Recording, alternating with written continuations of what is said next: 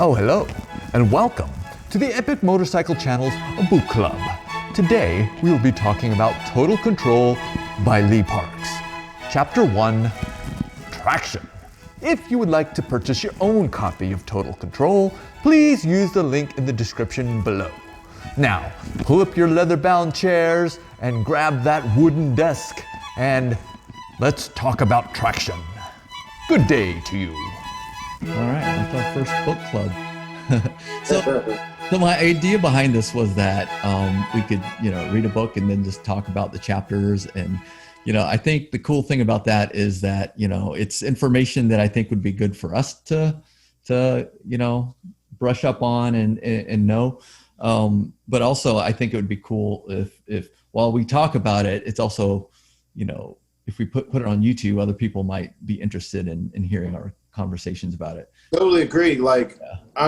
Especially after reading this one, and then the last few times that I got to go out and ride before it just got way too cold, I was really focusing on body position and stuff. And I noticed how easily I can become distracted, like Keith Coates' $10 worth of attention kind of thing. Right.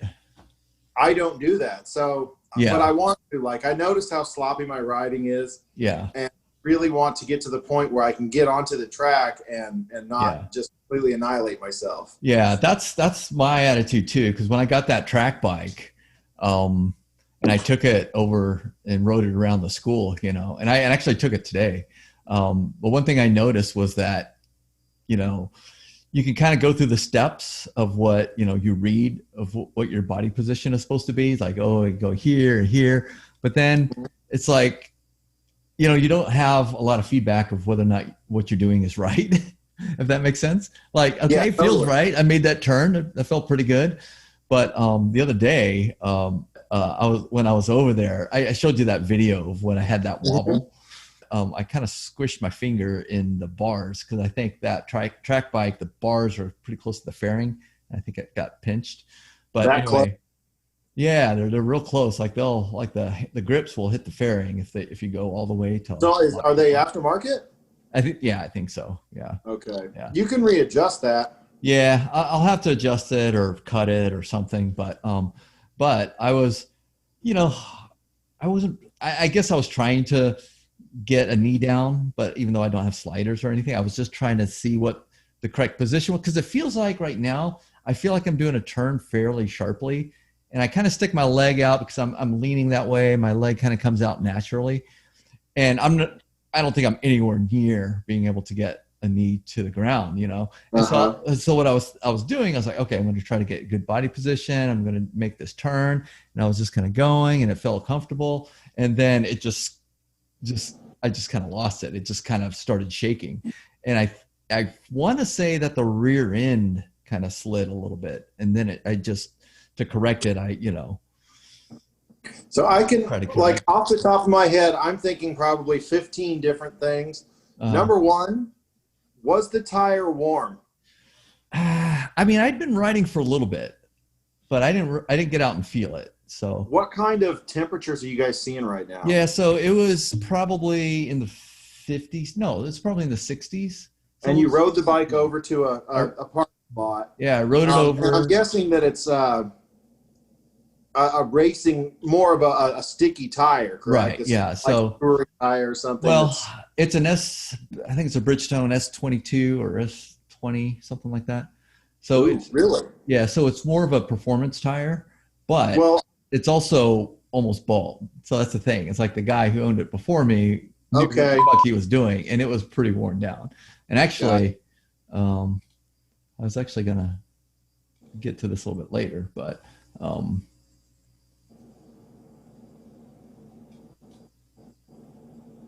let's see. Yeah, and that'll change. Your pressure changes from cold to hot. So it's this tire right here. Yeah, that is. And so it's pretty well. And look, there's no chicken strip there. It's definitely, you're down into the rib, like the carcass or whatever. Yeah. And that's what he told me when I bought it. He's like, it needs a back tire. And I'm like, okay, I'll get a back tire. But, I haven't gotten one yet. And, I just got the bike and I wanted to try it out. So, I took it over there. And yeah, so that's my theory, is that it just, I just kind of slid a little bit, and then, in that correction, I just kind of wobbled a little bit. So I didn't go down, which I was thankful for, but the first thing that went through my mind was like, oh no, I'm going to go down.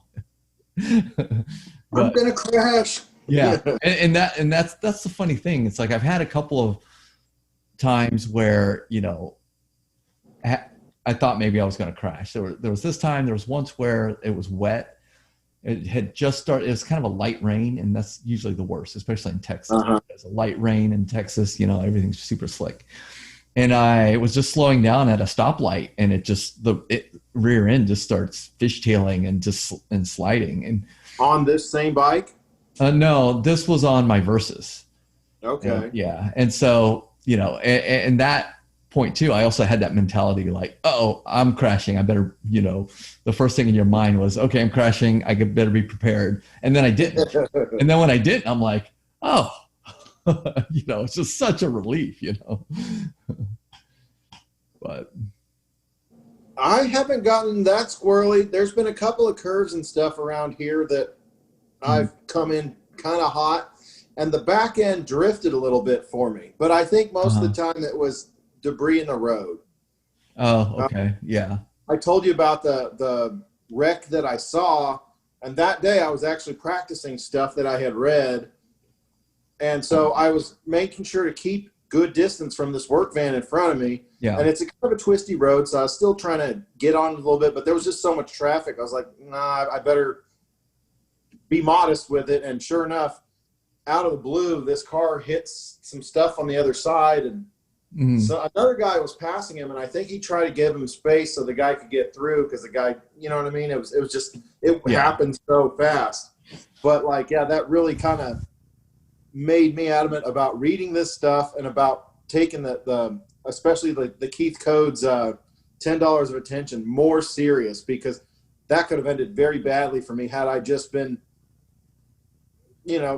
hairy enough to try and pass the guy at the same time. Like, it all happened so fast. That could have been my death right there. You know what I mean?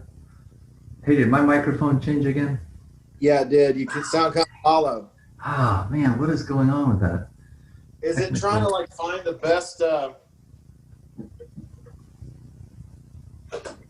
one, or is it just because my phone sucks? No, it's definitely on my end. My system does some weird things with audio. So what's your plan for your tire? You gonna I'm just gonna buy a new tire. I'm not really sure. I mean, since it's not street legal, I can't like drive it to anywhere to get it fixed. So I might just, I don't know. Actually, I thought about trying to do it myself. Just buy some tire irons and a little cheap balancer and giving that a try. That would be a good epic attempt video. Anyways, it's not hard, but it's not easy. On a scale, me and my dad did it with my Gixxer whenever I first got it, and we kind of ripped the carcass a little on one of the tires. The main thing is having a spot to do it where like you don't want to lay your wheel on the concrete and stuff either.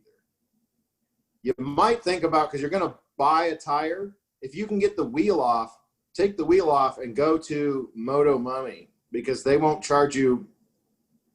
I've lost you completely as far as audio. So let me ask you this: when you were riding that bike in the parking lot, were you paying attention to upsetting the suspension and stuff?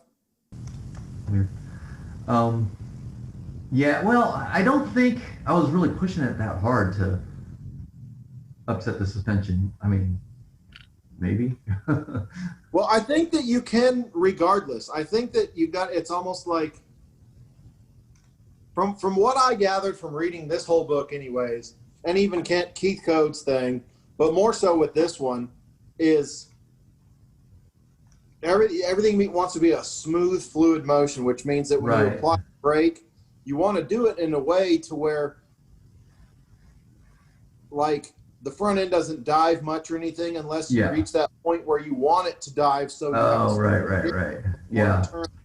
But I know that, like, I noticed jerkiness whenever I started riding the SV, led to like some scary situations, almost like, like I'm not in control of the bike. Like when I first started riding, those first couple of times, it was scary because I would get fatigued really fast. And then it's like I'm sloppy, so I'm just grabbing a handful of front brake to stop. And then it just felt really uncontrollable almost. Yeah. You know what, since you said that, like one of the things I remember from the introduction. So, in this book, we need to introduce the book, Total Control by Lee Parks. With foreword by Eric Buell. With foreword by Eric Buell. If you go to totalcontroltraining.net, you can find classes, I guess. So basically, he wrote the book and he also developed a bunch of classes. I don't know if you're aware of some of the He developed the class first and then they wrote the book to reach more people. Yeah, right. And so that's right. He was like, I can only teach so many people, so I'm going to write a book. And then after the book, it's like, oh, we can then have classes and then, have certified instructors for his curriculum and all that stuff. And I actually looked into going to one of the classes and then the pandemic hit. And then it was just like, I decided to kind of abandon that for now. But in the foreword, one of the things that I liked was they were talking about being smooth. And he said it's not enough to just be smooth. It's almost like saying be fast. But if you do all the right things that you're supposed to do, you end up being smooth. Like being smooth is the result of doing the correct things. Right. So instead of just saying, okay, go be smooth, if you do these things, you will then be smooth, as opposed, kind of like what I just said about going fast. It's like, go fast. It's like, well, you can't just go fast. If you do these correct things, you'll be fast. And same thing for smooth. And that kind of resonated with me in the forward. So, or the introduction. It's like the introduction actually had a lot. When I was reading the introduction, I was like, oh man, it almost felt like another chapter, because it had a lot of things in it, And, like I was saying about the knee down thing, it's like he had a section in here where he's talking about how he just found a big empty parking lot and wanted to practice getting a knee down. And he finally did it after, an hour of practice or whatever. And, but then one of the things he said is like, okay, I did it, but he didn't know how he did it. Yeah, he didn't know how he did it. And like, whether or not it was the correct way to do it, like with body position and all that, who knows? And so I think that was one of the things that he mentioned as being something that sparks his wanting to learn everything there is to know about getting better. And so that's the other thing that kind of resonated with me in the introduction was how he was talking about, oh, I figured this out. Oh, now I want to learn more. Like he went on this quest to learn the correct way to do everything, And I think a lot of writers, just go out there and just start ripping it, and they feel. Oh, for sure. Just, willy-nilly jump on a bike and go.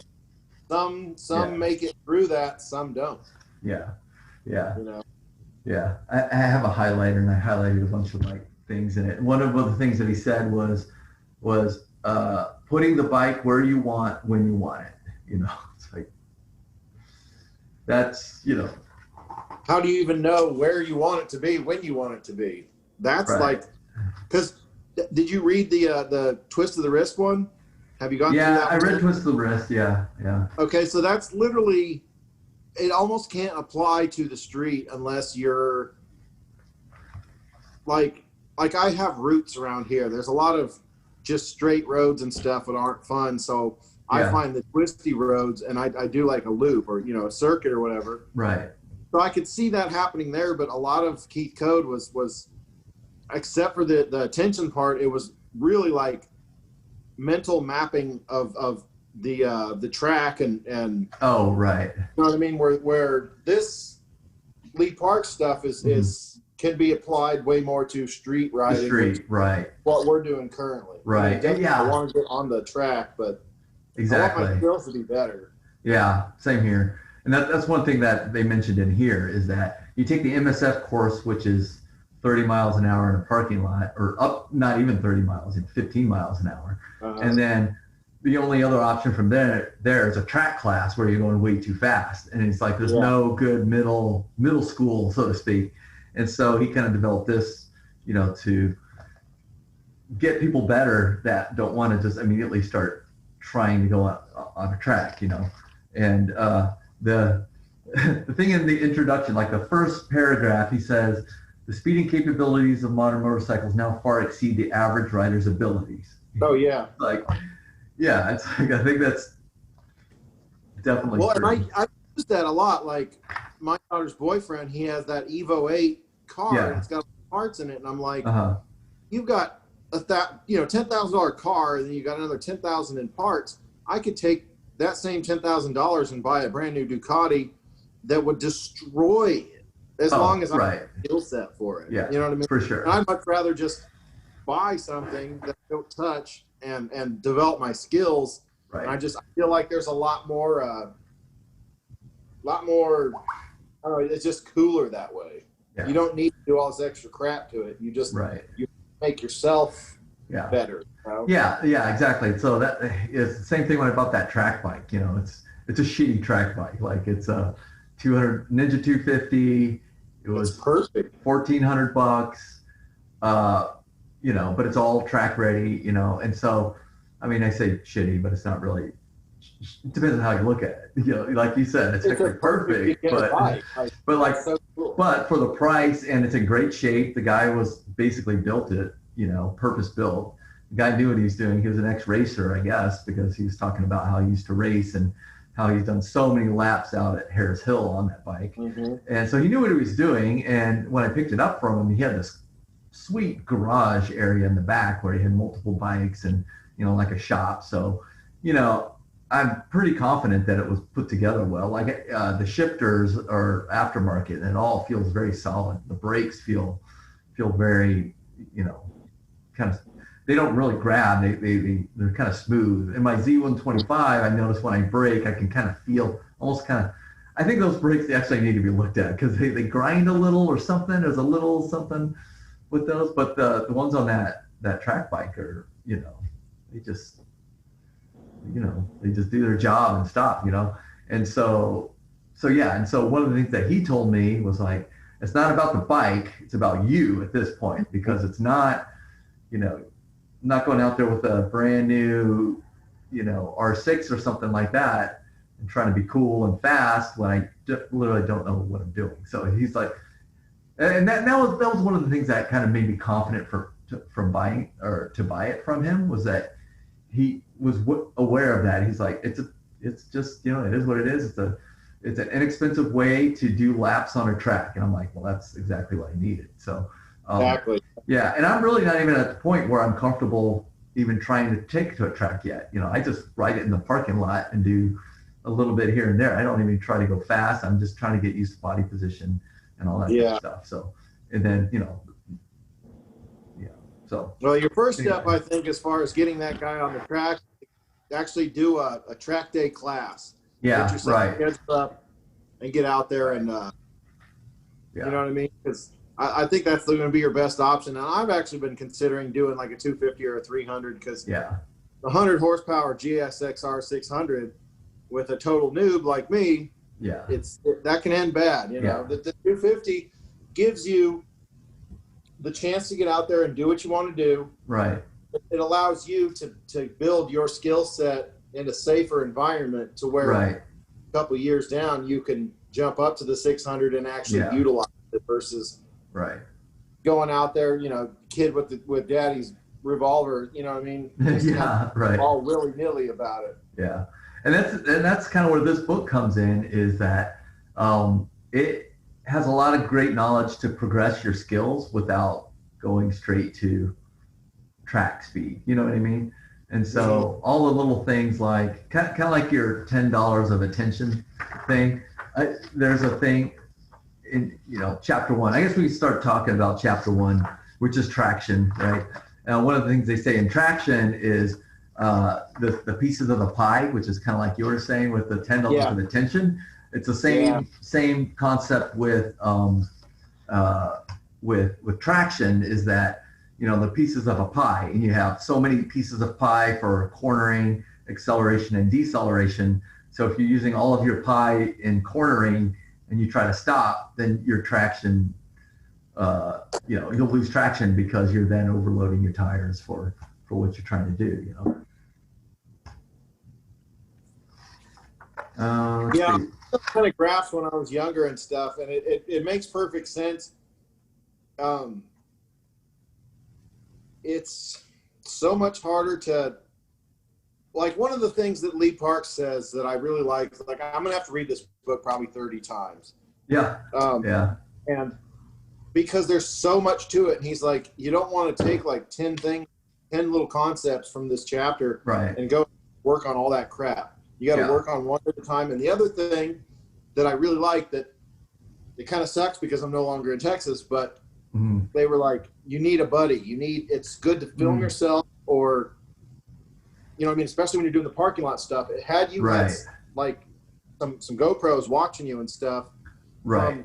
From stationary points, I think you would have maybe a little bit more pinpointed what happened and stuff. Exactly. And that tire looks absolutely bald as hell. Yeah. That's probably it. They say that the stickiest portions are on the outside of it. So as you get down deeper, I think that the carcass is tougher too. So it's tougher, but also less sticky. Right. So you probably just reach that point, and you know what I mean? Yeah, for sure. And that's one of the things that he talks about is that one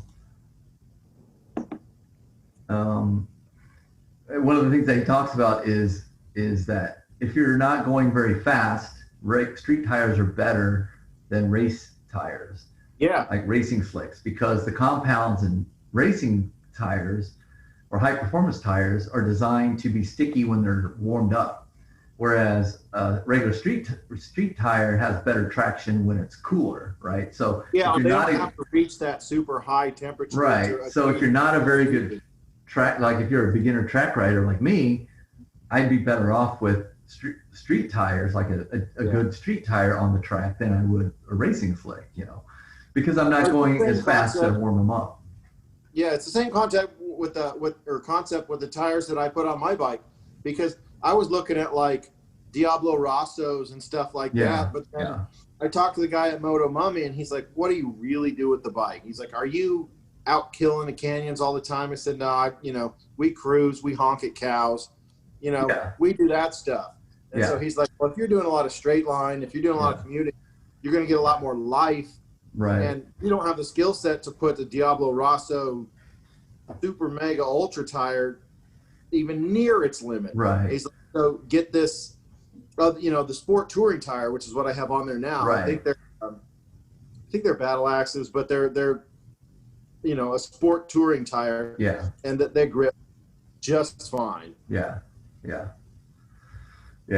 I like the way he puts. I think this book is very well written to be easy, very approachable for anyone can read it.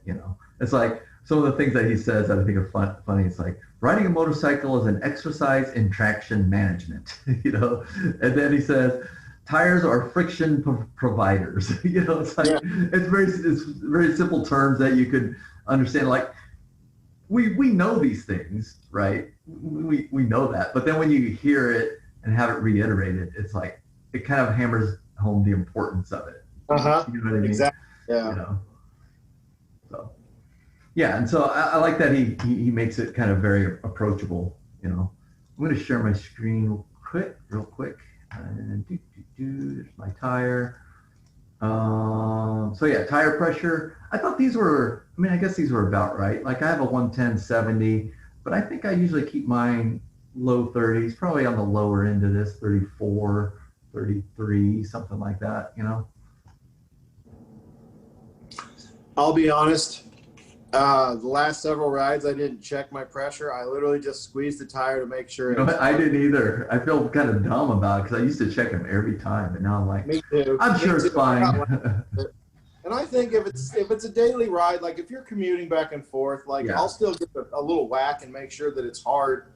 Yeah. But I'm generally like, a lot of times I don't push the bike hard when I'm just riding around here. I feel like I want to know my routes and stuff, and I almost want to have like reference points and things like that, like out of the twist of the wrist. Like I don't feel it's super safe to be going all super fast and crazy on roads you don't know, because absolutely.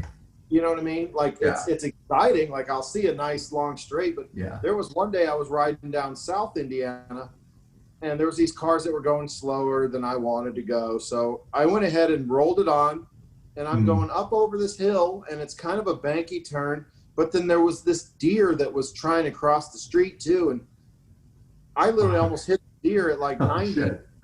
So I get into this town, it's called Oldenburg, and these people, I got off the bike and I was taking pictures because it was a beautiful area, and these people were like, did you see that deer? They were like, it was within inches, and I was like, yeah. I was like, that's what happens, man. Yeah, you know? Yeah. But it's like, I don't know.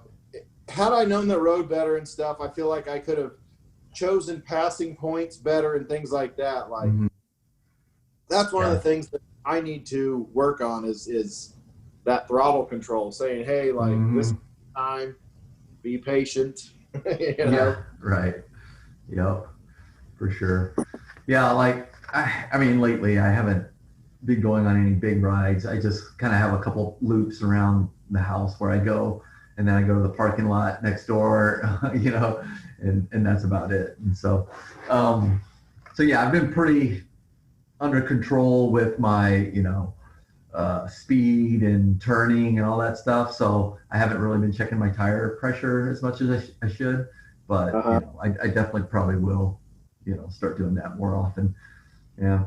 And, you know, the other thing about some street tires versus track tires is that I guess track tires, the compounds, you know, they harden over time. I guess all tires do that. They harden over time. You know, the older they are, even if they're sitting in a garage, the compounds harden.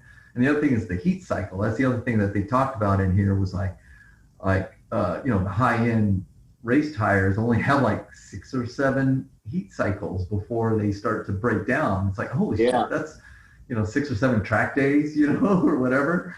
And so it's probably 2 weekends. You know what I mean? Because if you take it out and you warm it up, and then if you're like me, you don't have the money to buy tire warmers and keep them at that temperature, then it cools off and then it'll heat back up. And you've done a cycle. So I mean, it all depends, but but here's the thing is, I think it's going to take us at least 2-3 years worth of fairly constant track attendance to get to the need for that kind of tire. You know? I agree.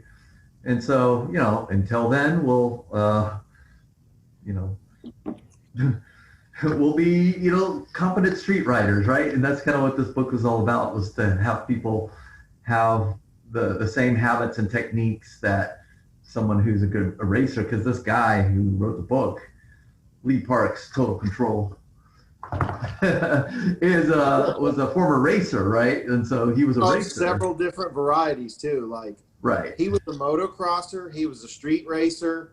Well, not street racer, but road racing. Of several different variants. Like he was doing the supermoto racing.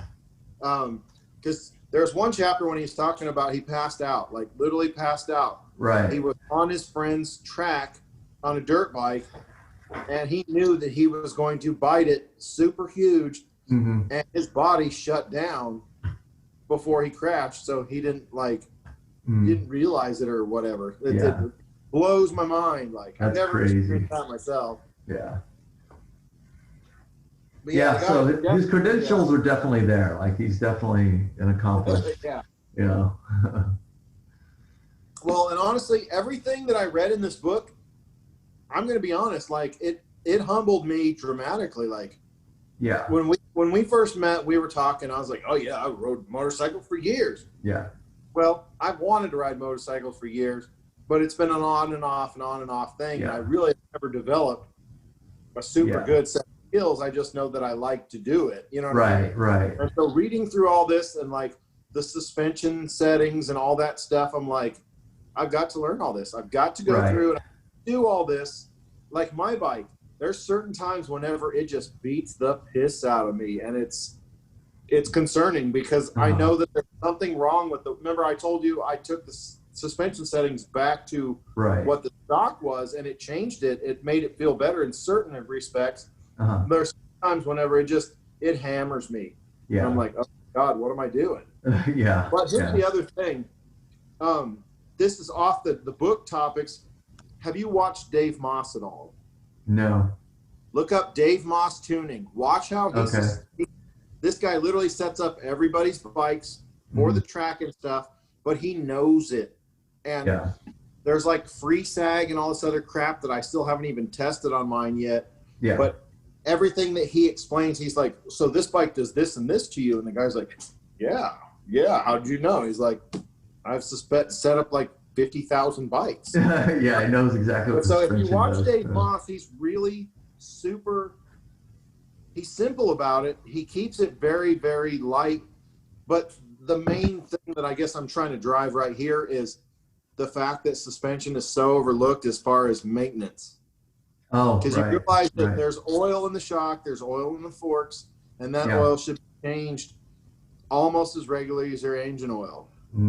He's talking like 3,000 to 5,000 miles on your fork oil, and probably the same on the shock, depending on how hard you push it. But like, I took apart one of my Gixxer shocks, ruined it because I didn't know what I was doing, but it was kind of an interesting thing. Anyhow, that oil stunk. It'd probably been in there since '97 when the bike was produced, and it was rancid, like it was foul. I'm like, we opened it. Oh,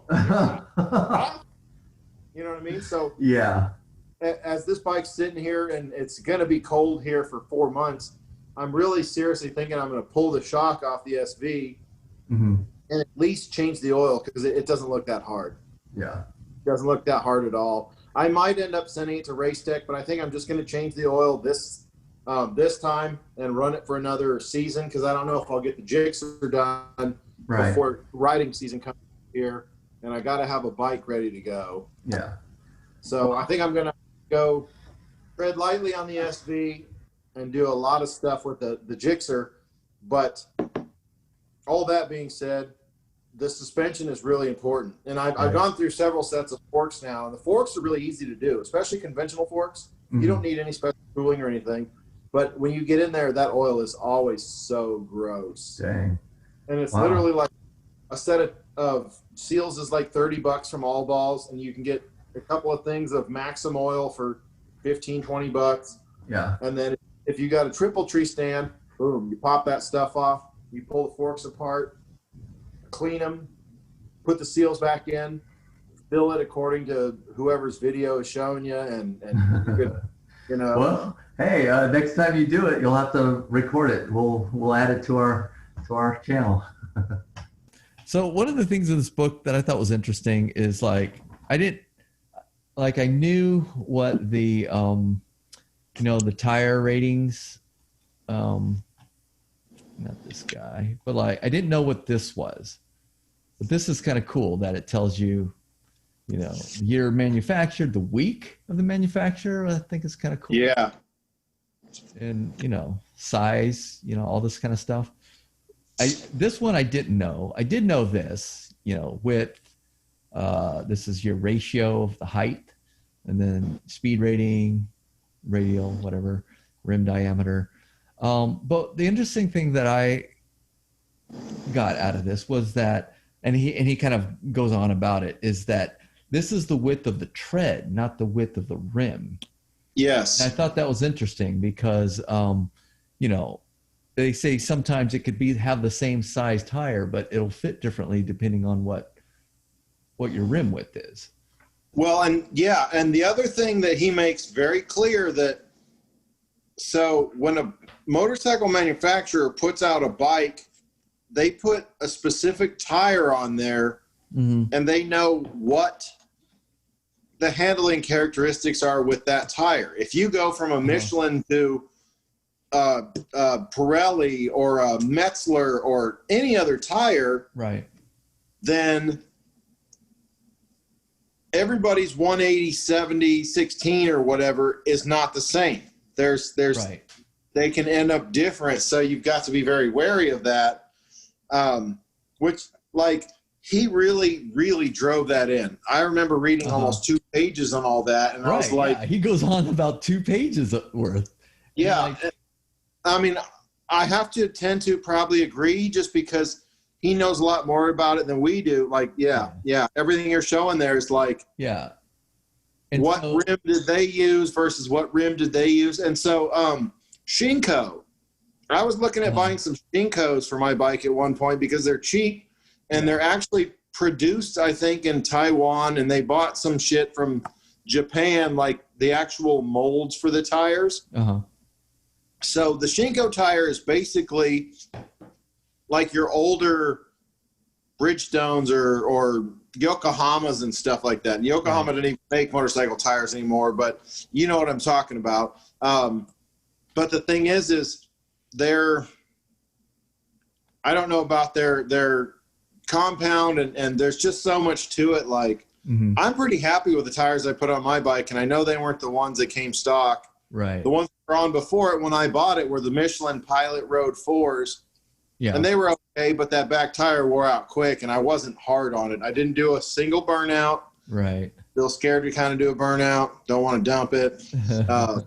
You know what I mean? But like, so it's, I don't know. I just, after reading this book, I really feel like a total amateur. Like, I have so much catching up to do. Yeah, even just this tire stuff. It's like, oh, I thought, if you buy a 160/60, it's a 160/60. Yeah, you have your choice, but apparently some of them do this and some of them do that. And it's like, how do we know, being so green, like, if we're getting the right one? My camera went out on me. Hold on. Oh my God. So what happened is I've been using my my new camera, my good camera, little mirrorless camera for my webcam. There's a little app that allows you to turn it into a webcam, but the battery on it kind of sucks. So and so let me switch over to my other camera. It's gonna look like shit, but it'll be something. There we go. Oh, there we go. Let me move it. So there he is. Same viewing angle here. There we go. Yeah, so it's page 23. I just found the one where you're talking about the pie. Yes. So this one right here, it shows the back tire, and it has arrows going all 4 different directions. Right. But what's weird about that is, like, with the pie situation, like, if you're doing acceleration, then all 3 of these other arrows, there it is, all 3 of these other arrows should shrink up dramatically because you only get so much. Right. And nobody thinks about that when they're riding, I think. Right. But it's something that you should, I guess, ponder. Yeah. Yeah. I mean, I think just being aware that there's a lot of forces at stake. Like, if you think about going back to that statement he said earlier, it's like riding a motorcycle is just a traction management, and I think what happens is you think of traction if you are doing a really sharp turn, you don't want to low side, lose traction, or you're stopping really quickly. You're like, oh, I'm going to skid into something, and that's, I mean, I guess also acceleration. I mean, I don't know how to do a wheelie yet, and I don't know how to, do a burnout or do a power drift or anything like that, So, when I think of traction, that's kind of, those are really the 2 things I think of is just skidding into somebody if I braking and turning fast, or trying to wash out. Right. Yeah.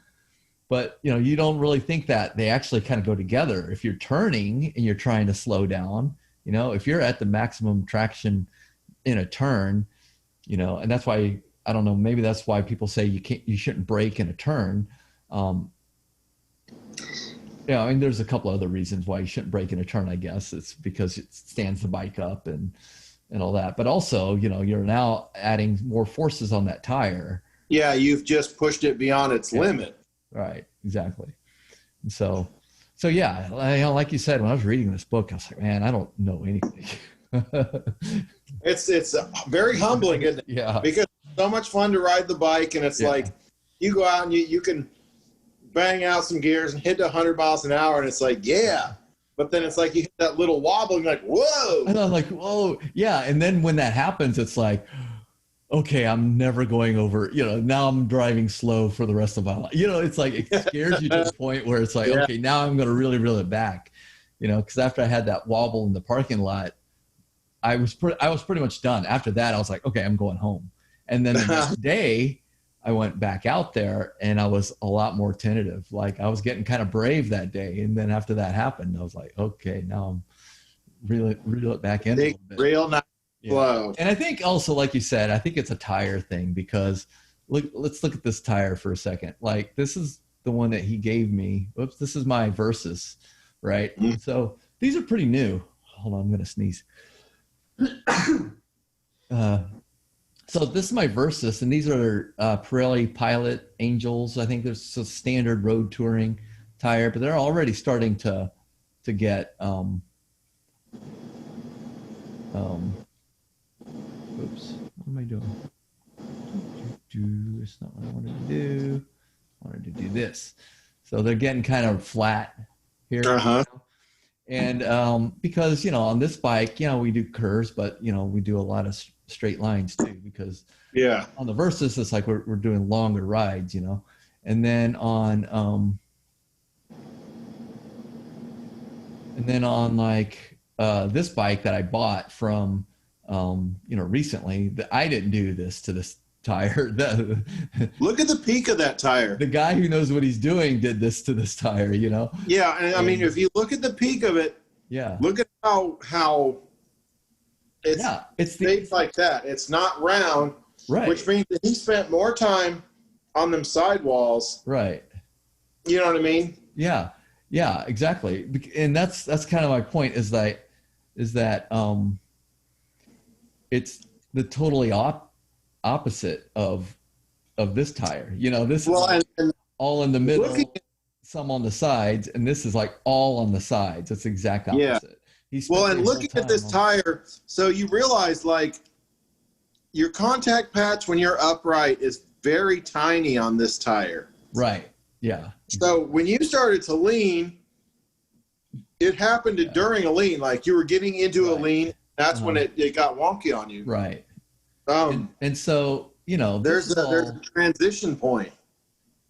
Right.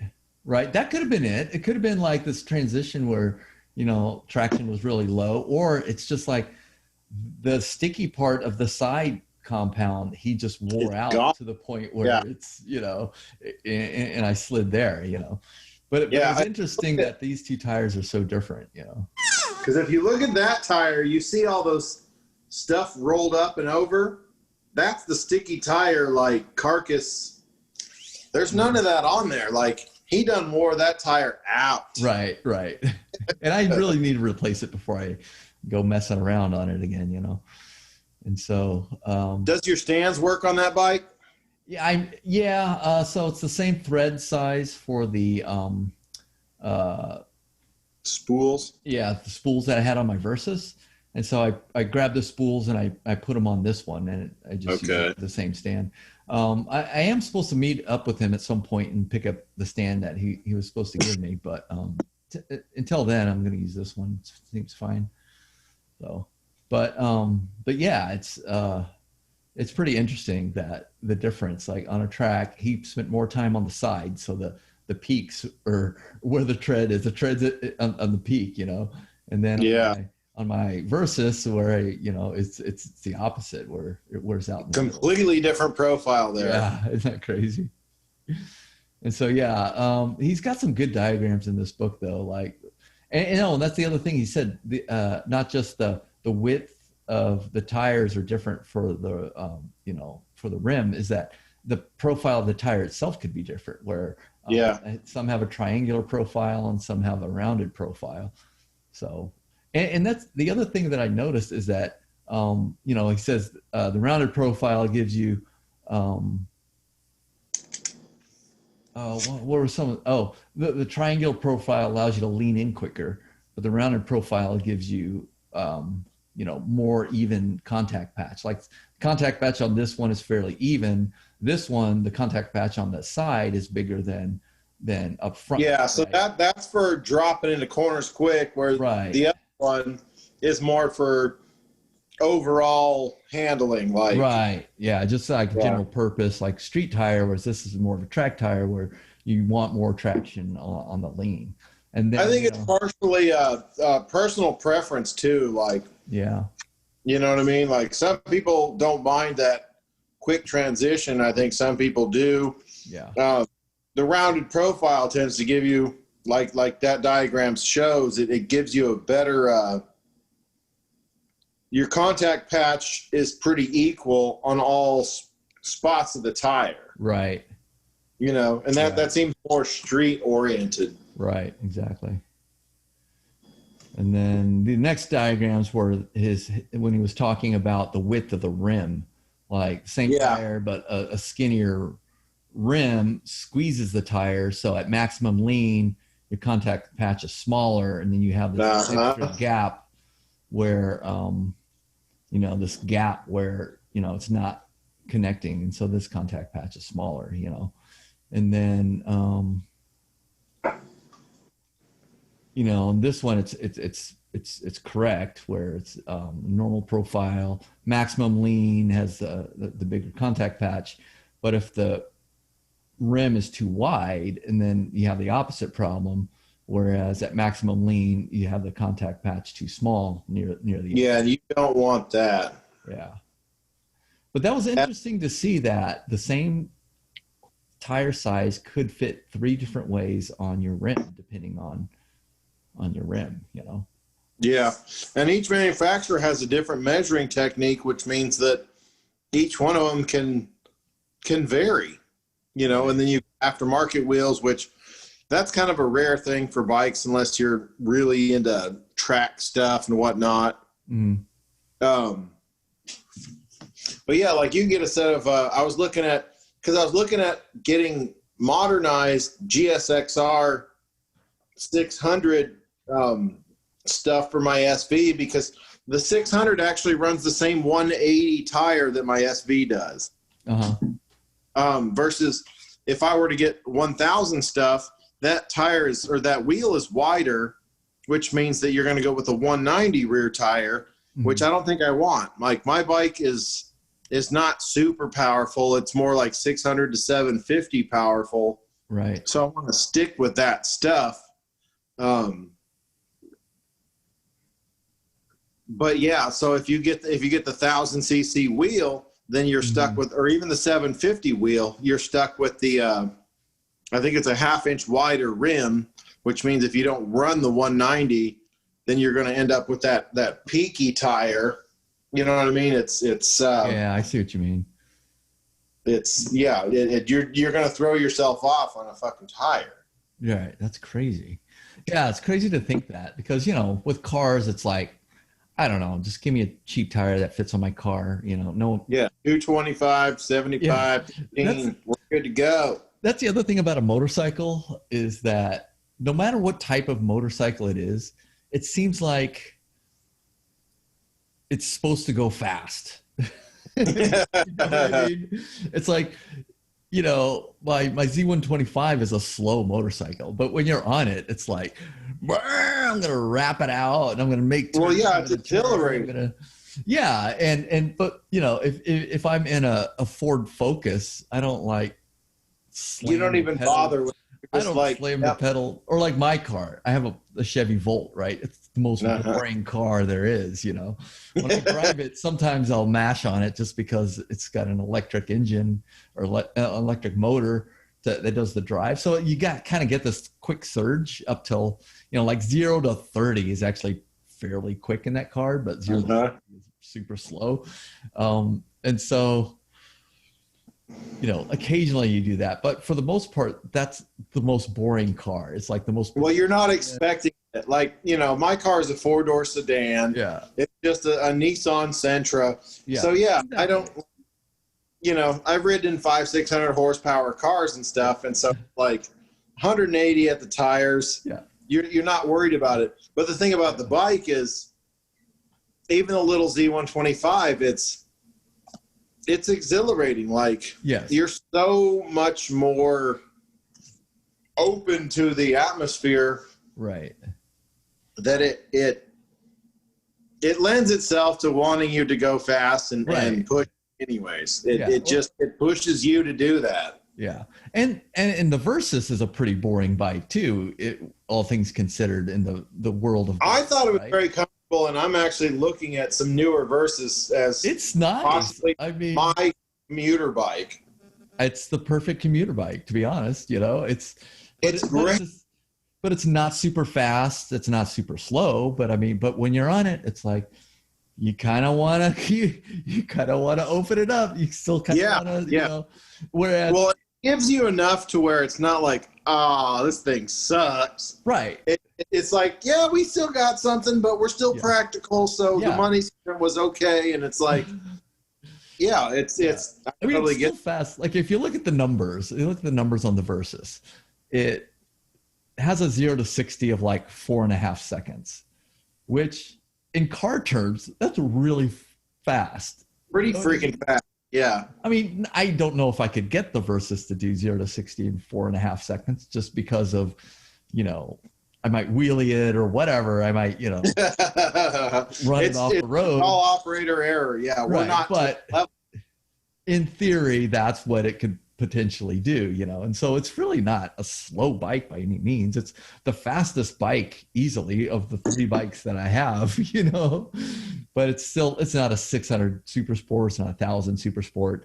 And it's crazy that people consider, like an MT-09 like a beginner bike or something like that, or an MT-07. Well, I think that all has to do with like,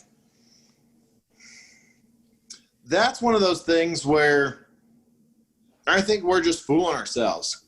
Yeah. Like as a society and things, you got guys, whenever years and years and years ago, I was looking at sport bikes and everybody was like, if you don't get the 1,000, you're going to regret it. They're going to like, right. You're going to ride for, 3 months on the 600 and then you're going to want 1,000. I'm like, more. Yeah. I don't know. Like, I don't think so either. Those people that were telling me that all had bikes. They all had Hayabusas and 1,000cc sport bikes, right. But they don't go on the track. What they do is they go on the freeway and they showboat and rip it out. Yeah, just kind of straight line. Like, I'm so fast. Yeah, you take Hayabusa to 200 on I-69, but at the end of the day, that one time when you hit that little patch of water and you go down at 200, and you know what I mean, like you're gonna regret every bit of that. Yeah. There was I was watching, videos like that at one point, and these guys were on turbo Hayabusas or whatever. I can't remember exactly what it was, but they were racing. This guy it was kind of that thing where he hit like a patch of gravel or something, and he wobbled and he hit the side guardrail, but he kept it together and just like, slowed down or whatever. And he had to like have someone come get the bike or whatever, but he was flying on that thing, like 140 plus on an interstate, something like that, and then afterwards he was just kind of laughing about it. I'm like, you realize like you were almost dead. You were almost just like a splotch on a tree somewhere. You know what I mean? Like, and he was just kind of laughing about it and just like, I don't know. It is crazy. And I don't like the videos on YouTube of the guys doing 140, 150 plus on interstates, on open interstates. Where they're wrecking stuff. Yeah, when there's other cars and trucks and all that. Like if you're going to do that on an airstrip, if you're drag racing someone on an airstrip, go for it. But like when they're zipping by cars and trucks like that, it's just it stresses me out watching those videos. Yeah.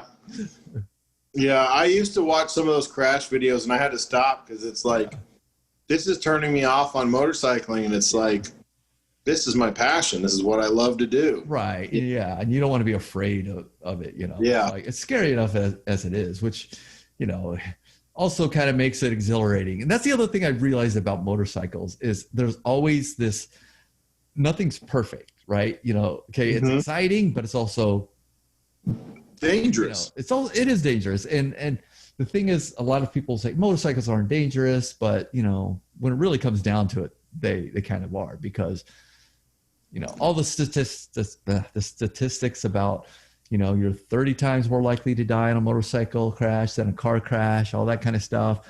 But that's what makes it fun. Yeah. You know what I mean? And the thing is, the problem is not really a problem, but there's a big camp of like, motorcycling is not dangerous if you are safe and you wear your gear and you follow the rules of the road, et cetera, et cetera. But the reality is that you can't control everything. You can Exactly. be the best and there's rider. always that one schmuck that's going to pull out in front of you. And Right. And that's what happened to Mark. Mark got in an accident. He's a great rider. And he was, some TxDOT truck did a U-turn and sideswiped him and ran him off the road, and he had, When was that? Oh, I didn't tell you about that. This was like a couple of months ago. Yeah, Mark got in an accident, and his Triumph is in the shop. I think it's almost fixed. They didn't total it, but it got some damage to it. Yeah, and he's fine. He said he's been sore for a while, but just kind of ran off the road, got shaken up a bit, but he's okay. But the point is, he's an experienced rider, and he didn't do anything wrong. Someone else did something wrong, Mm-hmm. So anyway, but yeah, that's how it happens most of the time. Like they say, when you're riding, expect nobody to see you. Ride as if nobody sees you at all, as if you're invisible. Right. Yeah. Yeah. And then, all the things like not taking care of your tires, so now your traction's not as good, or riding in a rain, like this picture, it says, a slick tire in the rain, right? Everything's a compromise. It's like the slick tire is better in dry, but the treaded tire is better in wet, so it's like, there's no perfect tire, and there's no perfect tire for all conditions. Let's put it that way, right? And so, the perfect tire on a track with dry asphalt would be a slick, but as soon as you get any water on it, now it's the worst tire in the world. Ever, yeah. And if you get a really good rain tire, it's terrible for pavement because the compounds. I think it was in here. One of the things I read was that a really good rain tire is super soft, so it like wears out really fast on dry. Yeah. And it also, because it has tread, it doesn't have quite as much rubber grip hitting the road, so to speak. Mm-hmm. So there's always a compromise on everything that you do on a motorcycle. So, well, I think that as far as like that has a huge bearing as far as application as well as experience. Like for us, mm-hmm. I don't think either one of us for at least the next couple of years would even be apt to consider a slick tire, period. There's no need for it. Right. We can't push our bikes to that level. We don't need that. You know what I mean? Yeah. Like, I think that's one of those things where it seems like, to me, I guess it seems like a fairly simple choice. You know what I mean? Like, I'm going with the overall best of everything world because I like to ride, and like, I think I told you about my experience. I rode to Ohio one time in the summertime. It was sunny as hell. Everything was perfect. I stopped, I ate a burger and some fries. I go back outside and I look to the west and it is dark. Yeah. And so I'm wigging out because at that point I kept my bike in my storage unit, which I parked my car there and I have my windows down. So I'm like, oh, my car's going to get full of rain. Oh, so I tried to haul ass back to Greenfield from Ohio. I get maybe, I don't know, I'd probably say 20 miles or so outside of, or like into Indiana. And then this rain just unloaded on me. I had to find this. I found this small church with like one of those awning things by the front door. Yeah. And so I parked in there and literally it was like 20 minutes of just downpour rain. Like this was an amazing amount of rain. So I'm soaked anyways. The bike is soaked. I just waited out and then I rode back through like a light rain and then no rain. And it was so weird because like the first 20 minutes were awful. I was so cold and sore. My muscles were just like constricting and almost like cramping. But then the sun was completely out and I went from being soaked and wet and awful to hot as hell. And and fine. And then I make it back, and the rain did not even get to my car. It started after the rain field. I was like, oh my God. Wow. It was crazy. Yeah. Well, when we go riding, we've gotten caught in the rain a couple of times, and, if we were, riding on the street with, there's some tires that are essentially race slicks with some tread in order to make it street legal. Right? Yeah. That would have sucked, right? Yeah. Yeah. The track bike actually has a slick in the front, but then the back has that tire that you saw. It's a full-on slick. Yeah. Yeah. How's the tread on the front? It's good. Like, it's fairly new. Like, I think he only had like one track day on it, and then what I've been riding with it. And so for that reason, it's like, if it's wet at all outside, I won't take it out. I've taken it over to the parking lot probably 4 or 5 times now, something like that. I don't know. I definitely got to get that rear tire fixed really before I do any more. Yeah, don't put that thing too far until you get that done. Yeah. And as far as the slick in the front is concerned, it's like, if it's wet, I'm not going to take it out at all, because I don't know. Really, what I need to do, I need to get a new back tire, and I need to get to the point where I just take it to the track, and just get do the class and just get out there and do it. Yeah. Did you do a trailer yet? No, I still don't. That's the other thing, is I still have no way of legally transporting the thing anywhere. So, but yeah, there's a school literally across the street from my house. So I literally go right across the street into that. I just rip it at the school, guys. Just kind of rip it around there.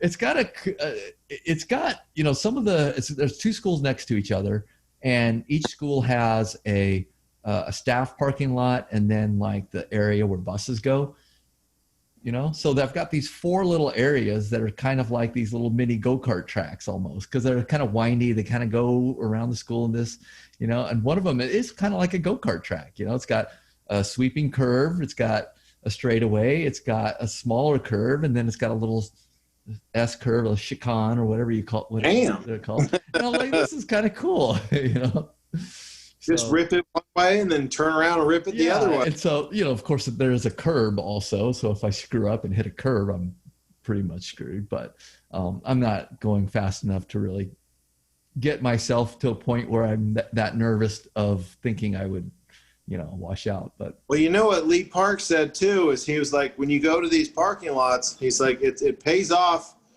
to bring a push broom or something and clean the area. That's right. Yeah, you're right. Yeah, just for that reason, That right there really stuck in my head, because I'm like, I want to put a knee down. I want to try some parking lot stuff. Yeah.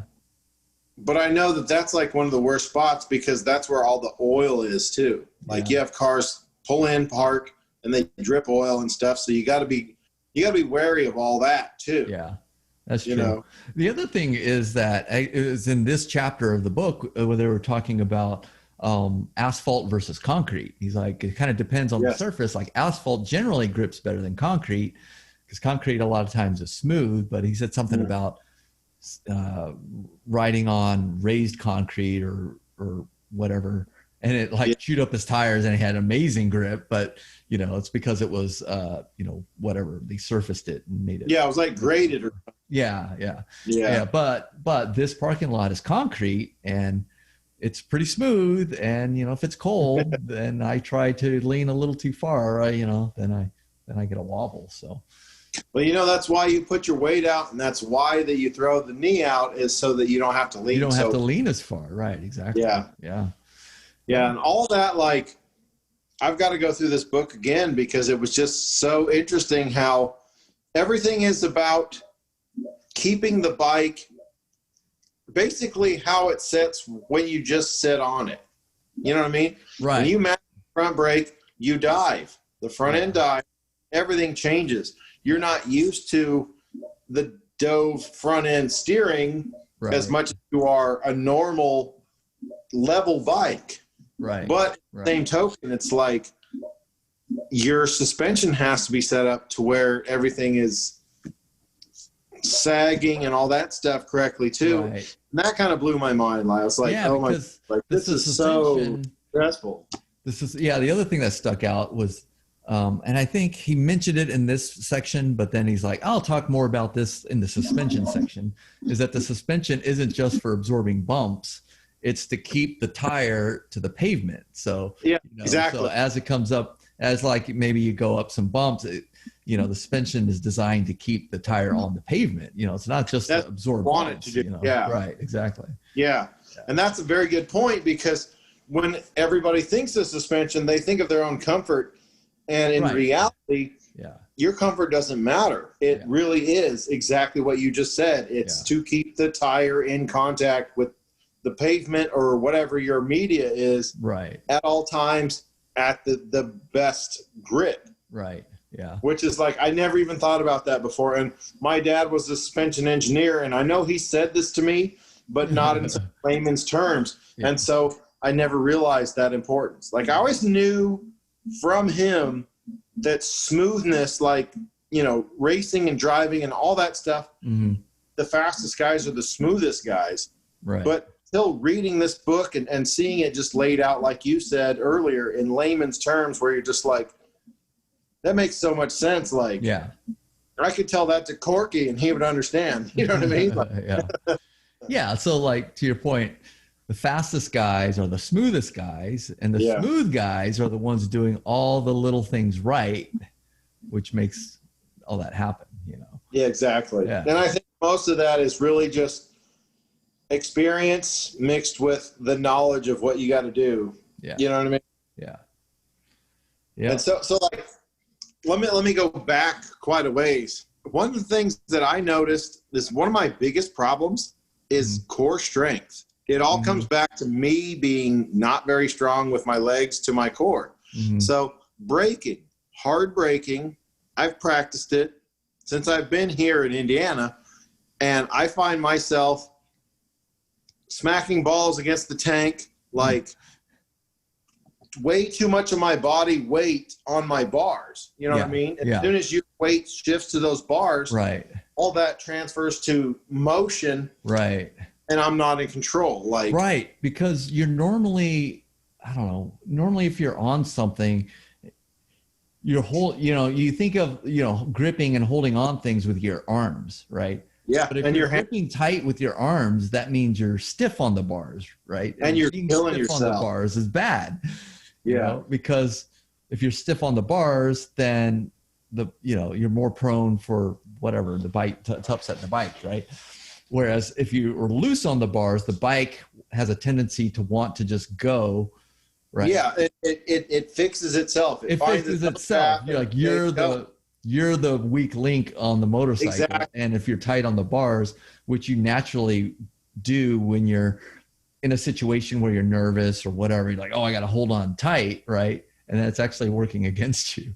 Yeah, hardcore. Yeah. And I think that most of that is just a nervous reaction. Yeah. I find myself when I think I might crash or things look hairy, I start tensing up and I'm hulking it, like, you know what I mean? Like, whoa, I'm going to force to do what I want, but there ain't no damn way in hell. It's not going to work. It's literally just, it's bad reaction, I guess. Yeah. Well, it's just one of those things that I noticed that, like, reading this book, it was talking about how to position your body to where, what was it? I think that you want to lower your weight so that you don't pitch so much. So you're not so much of a lever. You're not so much of a lever on it whenever you start braking or you have to brake hard. Right. Like if you brake hard. Yeah, that's one thing I remember from my MSF class is, as you're braking hard, your weight's coming forward. You're getting all the weight on the front tire. So the front tire's got the majority of the braking, but if you have too much, you're going to lose traction. So you would want to kind of even out with your back tire, and that's one thing they said. It's like, even in emergency braking, well, in the MSF class, they teach you squeeze both brakes. They're like, regardless, like always do both, just because even if it's only 95%, 5%, it's still 5%. You still want that 5%. And so what I remember doing when I was doing those drills in the MSF class is trying to, bring my weight kind of down and back. Like if I was, that was the other thing. Yeah. He says, make your butt go back to the back of the seat. Butt to the back. That way you have more weight over the back tire. Exactly. And that way you're putting something down. Yeah. But the evens out thing the also load said was like, when you're mashing that front, like modern sport bikes, if you watch MotoGP, I'm not saying us, we're not to that level, but those guys, they're back. They do an endo round. Yeah. You know what I mean? So 100% of their braking is done all on the front tire. On the front tire, which blows my mind. That's crazy. You know? These guys are nuts. But like anything, it's everyone says motorcycling is dangerous, but when I'm on when we go on a ride, I don't feel like I'm in danger. You know what I mean? I'm like, I've got this. No, it's exhilarating. We're fun. Going here, I want to turn there. Okay, I'll make that turn. I'm not going at excessive speeds or anything. I feel like I'm in control, so it doesn't really seem dangerous. So it's like, it's probably the same for them. It's just their threshold is so far beyond. It's like, they're like, okay, all my weight's on the front tire. I'm doing an 180 to 60. Yeah, no problem. They're, in their mind, it's like, we do this all the time. It's not a big deal, but it's like running a marathon. The prospect of me running a marathon right now is like, there's no way I can run a marathon. You know what I mean? But marathon runners are like, I can run a marathon, no problem. You know what I mean? It's just what you're accustomed, like your threshold of in your comfort zone, essentially. Yeah. So, No, I definitely want to reach that comfort zone where I can at least get on the track and get on the track, rip some solid laps with good position. I'm not so worried about racing other people. I just want to be able to get on the track and see improvement in myself. Right. Exactly. And that's because it's fun enough being on the bike on the street. Yeah. But I don't want to push it like I want to push it on the street because you have poles. Like, for instance, kid that I work with now, my new job, this guy Billy bought himself a Ninja 500. It's got the same engine as you, basically. It's a little bit smaller, but it's parallel twin 500 Ninja. Been riding a couple of months. This happened earlier this year. This guy, I guess, run into some rain or something. Either way, he dumped it about 50, hit a pole on the side of the road and some other crap, destroyed his body. He told me that the doctor did some willy-nilly crazy stuff, threw some super glue on his spine to make that work or whatever. So he's whacked. He's definitely messed up, but he had no concept of any of this stuff. Like, he just bought a bike and thought he was going to get out there and just go. Yeah. And it really, he paid the price. You know what I mean? Yeah. Stuff like that really makes me kind of appreciate that this kind of knowledge is out there to learn, because, without that knowledge, you're basically that guy. It's like, you don't know how it works except your own experience. And sure we both talked about the old Moto Jitsu guy too. Like, he was I was indestructible. I was a military guy. I went and bought a CBR 1000 and I was cutting laps in California hills. Yeah. And he almost died. He come close. That guy's I like that guy because he's like, I started off back when he was done with all that crap and he realized he is the error of his ways. He started off on a 250 or something. Yeah. He went to class after class after class. And he even says it I've taken some classes 4 or 5 times. Right. There's always more to learn. It's that humility. It's that humble attitude. Right. You really just want to build your skills instead of showing off, Yeah.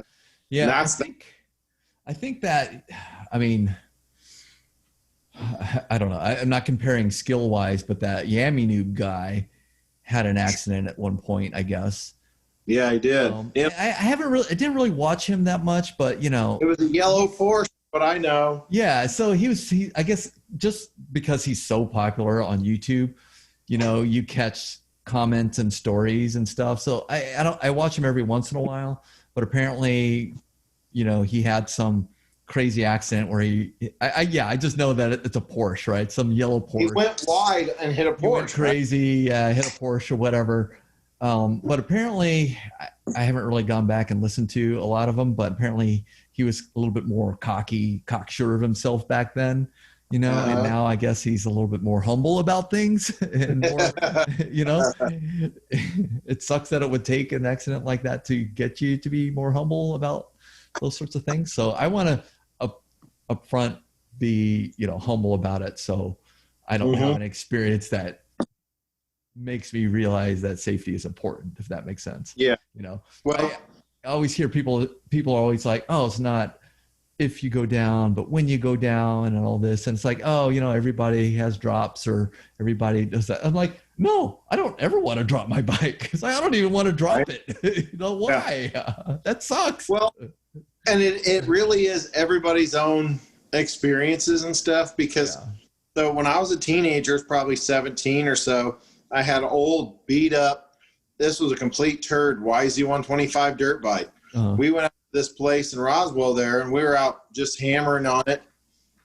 I did this crazy jump. I hit it wrong. I flew way up in the air. I come down. I ended up pissing blood. You know what I mean? Yes. Like that really kind of soured my motorcycle riding for a long time. I didn't do it. I was scared of it. Yeah. But like getting on the street was a whole nother aspect. Now my older brother, he's a large man. He's like 6'5". He's not thin.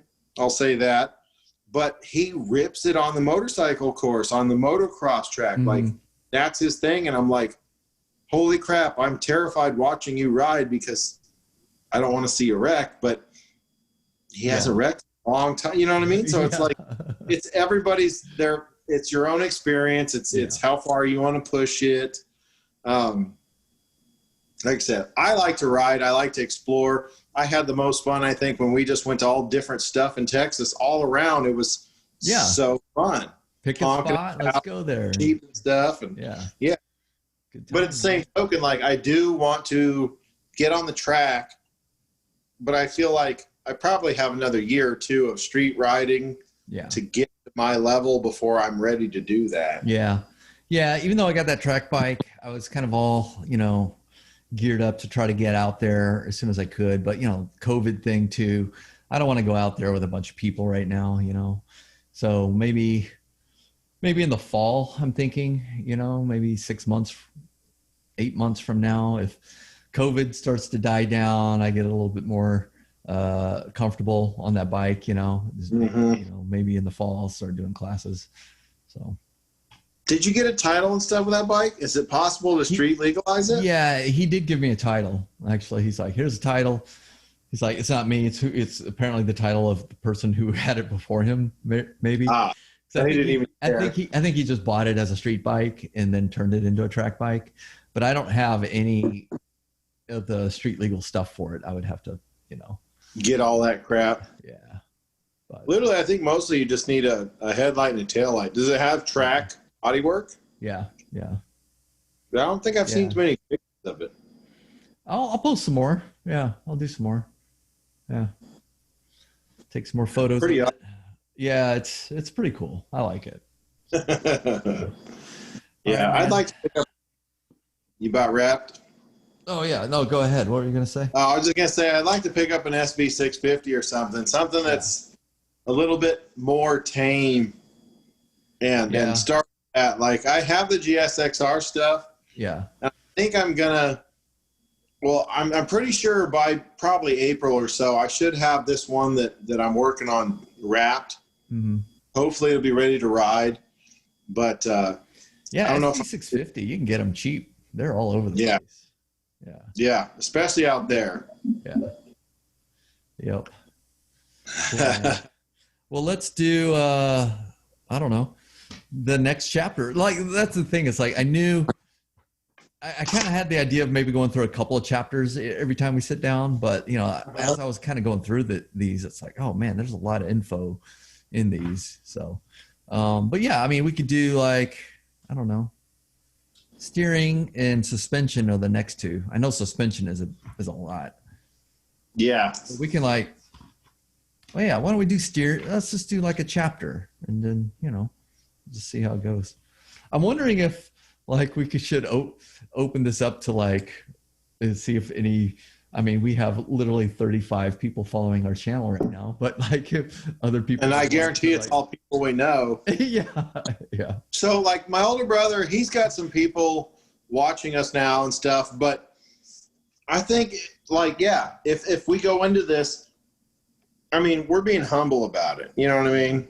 We're not being like, oh, we know all this stuff. I want more. If you know some shit that I don't know, fucking tell us, and I'm going to try. You know what I mean? Exactly. And I think that's what people are looking for more than this is what you do when you take this bolt off and you do that. And, you know what I mean? Like, that's just so overdone at this point. Yeah, that's true. I mean, I'm having fun with the videos we're doing, but none of them are super complicated. That's well, and it's cool how you throw it in there. You do the hard stuff. Like, it's freaking entertaining. Yeah. You know what I mean? Like I've watched the coolant change probably 50 times, just showing everybody because the music is badass, and it's neat, it's fun, it's cool. Yeah, they're fun, and that was kind of the idea behind these. Because I remember watching a couple of how-to videos, and I'm like, these are so boring. And like, well, if you make it a little bit more, it's almost the same amount of work. Well, no, I take that back. It is more work to make them this way, but it's like. I can convey the same information, throw a little humor in it. It's like, why not? Yeah. The Vader setup, the Vader one was really good. I was like, my God. It's fantastic. I put a lot of work into that one. And it's funny because it was just kind of this idea I've had in my head ever since I got that Power Commander, and then. And it makes sense too. Yeah. It's just Luke. Power. Power. The ultimate power. It's like Vader's the ultimate power commander. I mean, come on. Right? Yeah. So anyway, but yeah, they're fun. And I think we'll post more videos. I think we'll do these videos and we'll post them because I think some people could get some use out of the conversations and the information from the books, and then, we'll just see how. I'm kind of hoping we get maybe a few more people involved that maybe have more experience than us that can maybe chip in even. Like, oh, for sure. Absolutely. You know what I mean? I'm looking forward to riding next season. Yeah. I'd love to have both my bikes up and running and be able to like jump between them and say, well, this is what I did here. This is what I did there. Right. This is what's going on. Yeah. Can you guys help me? Or, you know what I mean? Like, I feel someone with really experience that kind of knows, like, can kind of convey what we experience on a bike. It's like, okay, I'm on this bike and it acted this way. Then I'm on this bike and it acted this way. I don't really know what's going on. And then it's like, that's because your suspension's too soft or whatever, Yeah. The tire, this, blah, blah, that. And I agree. We grabbed a whole handle of brake when you should have done this. Yeah.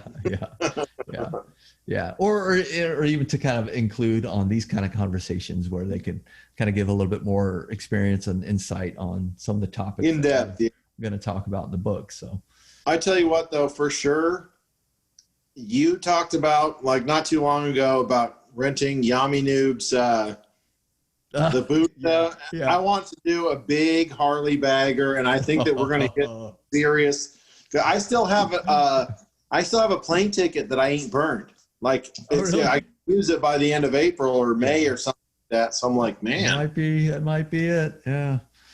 Yeah.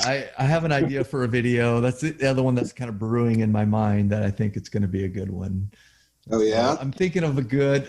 It's still up in the air. I don't want to give too much away on the air, so to speak, but I've got, but yeah, I think it could be awesome. I'm going to start sending all these clips.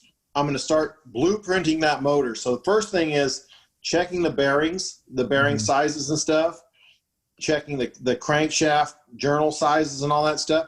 But I was thinking like Funk Jam would be cool for that. Like very little talking, very simple explanation and stuff. Oh, but yeah. Funk Jam just boom, bam, that would be cool. Bam, bam, you know what I mean?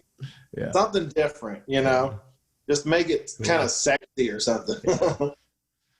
Cool, man. Well, I better go eat dinner. Damn, that's a late one, brother. Yeah, I know. But anyway. Well, But good talking to you. Yeah, good talk to you. Let's do this again. Maybe we'll do chapter 2. Maybe we'll speed Next weekend, I'm down.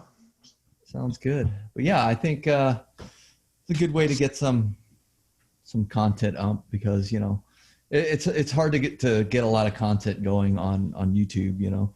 So, but I think, you know, conversations like this, I think, would be good to have up. I think so. I think we'll find a niche. We'll find enough people to be interested at least. And then, you know, like, it looks like you got a tire going on. I'd say if you're interested in trying it, try it. Yeah. Like, it's not that bad. Watch the videos. There's some guys on there that do dirt bike tires. It's not very different. Yeah. 250 is a smaller tire, right? It's like a 160 or a 140 or something. Yeah. You'll be fine. Yeah. It just, I think it's a 140 on the back. yeah. We just need to do some cool different shit. And Yeah. I feel like the best part of it is that, like, we're not being like, we're so badass. We're this badass guys.